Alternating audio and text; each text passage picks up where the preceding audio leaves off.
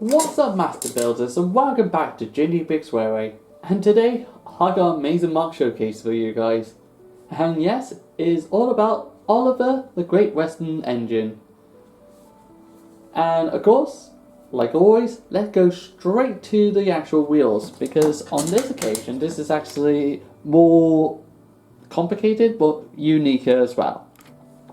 Because of course, the wheels here, as you can see, they are from Big Ben bricks, but also these are the normal technical Lego bricks that you find in the Hogwarts Express or any of the other normal train wheels. But of course though, if I show you the bottom, if I show you like a gleaming glimpse of it, you will just see all the actual how many bricks, just in case anybody wants to try and replicate it. But of course over here though, you might realise this is actually a truck wheel part that you get for either cargo, trucks or carriages. Yes, I got one of these, and as you can see, is actually a metal bearing underneath there. Instead of the brand new Lego one that they have released. That's because there's, well, Oliver's not going to go one in anytime soon, so it's not really any bother or which one it's going to be. As you can see there, there's a little hole in the distance. That's how I connect all the trains up, and there's one just in the middle just there. So a little bar that comes out will literally go side to side. But of course, talking about the actual things, I'm going to quickly mention about the buffers, because the buffers are these 1x2 with a hole in the middle, with a stud, a tube, and one of those inserted dish to put on it. And plus, without knocking the headlamp, you got the actual coupling rods here as well. On top is like, hopefully I got like a nice shiny area. There you are. You can just see there's smooth surface just there, and also so I'm surprised I managed to got one of those curved smooth parts here, because on the other side is actually a headlamp to indicate that he's going to be a freight train. Of course, you might understand which scene I'm going to make Oliver do when I put it on my layout. But yeah, the headlamp is on a jump plate with little thing. Unfortunately though, I couldn't like do the normal like a 2x2 square just here, just because it's just like this is just going over. Actually, this is one thing I've forgotten about the wheel. Basically, I'm just trying to see like if you can just see in there that I got a little groove going along at the moment. Because of course it's like the wheel's actually going through the groove just like ducks, because actually that might be a good thing breaking that part, because of course it's like I need to show you information. But then it's just like yeah, having a little grooves going past there, and plus that means that the next part it's got to be a 2x4 there just to go over the thing, because of course I got two plates here.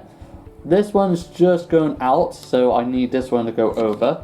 This one's just covering this over, but then inside just there, I just realised I could have also done the same with the actual the minifigure series plate, but how well, I done it now. And the wheel wells, I think I showed it on Duck, but I'm going to show it on Oliver as well. All I done is one of these little arches pieces go along, and then you got a bracket piece, and then you got a one of those tiles. Well, I don't know what the words I'm talking about today. And just underneath here, actually I might as well just remove the boiler to show you what's inside, and it's basically just oh yeah, it's just basically like loads of cheese slopes going in, and just going into the boiler section where the boiler would actually snuggle up. You can just see here, there's like all the cheese wedges just like line up. Then you've got plate.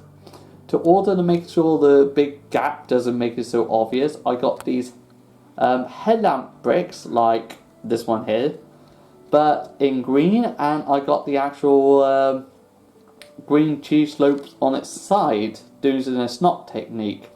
So when I put Oliver's boiler back on, it would actually, like, as you can just see, it would just miss it, and plus it just fills up the gap just nicely, so it doesn't make it so obvious. I think that might be a bit scary. And of course you can just see the actual, wow, I might as well just quickly talk about the tank. The tank is, was it separate? No, it's not separate. It's got one plate high, another plate, brick, and tiles. So technically this would be 3 bricks high, but I want to do the tiles on the top. And then leading that onto the actual middle part, as you can see, there's brick, plate, and then with the actual, well, 2 bricks on the side, but then you've got this stud in the middle to hold the actual boiler on the back. And of course, talking about the actual boiler, as you can see, this one is not like a normal, like an actual roundness. You literally have to buy these green curved pieces and make, like, you have to buy them 4 of them. And you're hopefully that you've got something that can actually contain them. Like this one and that one are both equally white, and just have to stick some tubes in the middle as well, just so as soon as you hold it like that, you don't squash it. As you can see here, I do got a multicolored, well, a dark grey round one with the holes inside. That's because I found out there is a green one, but unfortunately though, the green one only exists in one Star Wars set, and that only Star Wars set, and that was ages ago.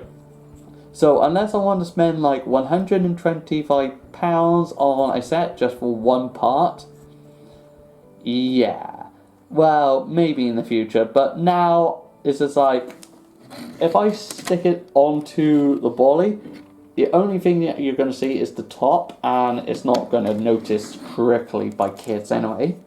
While we are showing this, you can just see up here, it says like I got one of those pins on the top to house the actual steam dome, and this is just a 1 brick high round one, and then a round brick on top to just smooth it all off.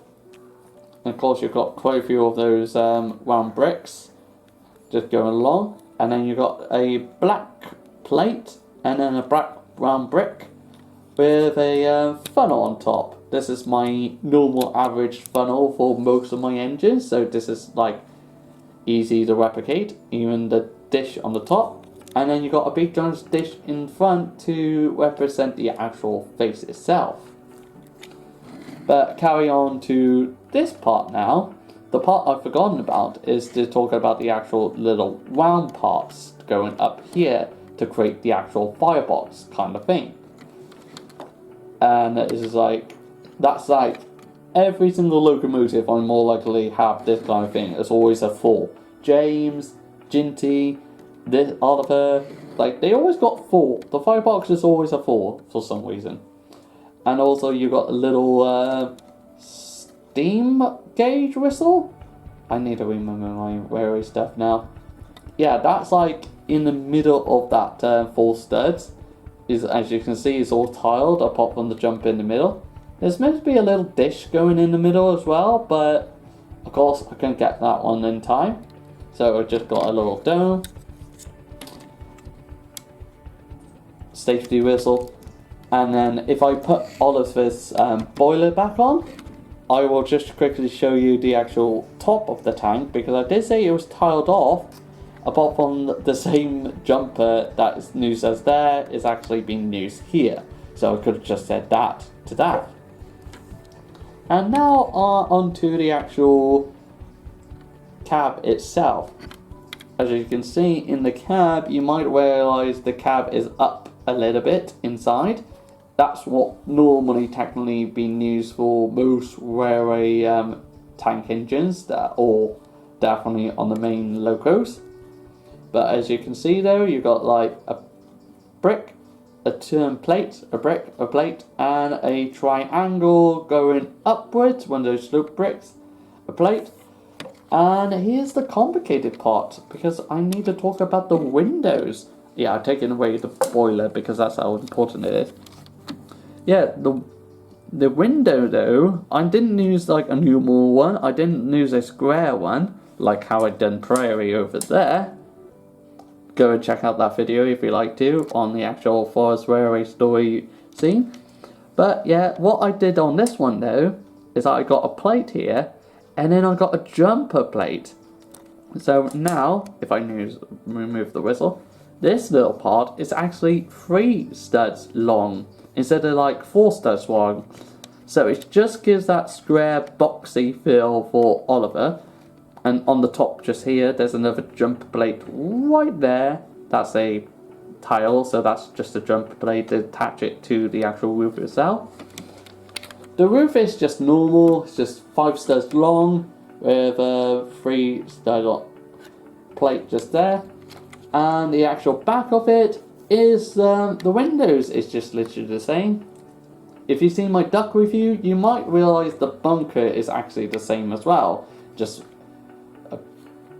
a few plates, a few bricks, and then you've got the actual slope that goes upwards to actually make the bunker, and you've got the tiles going around.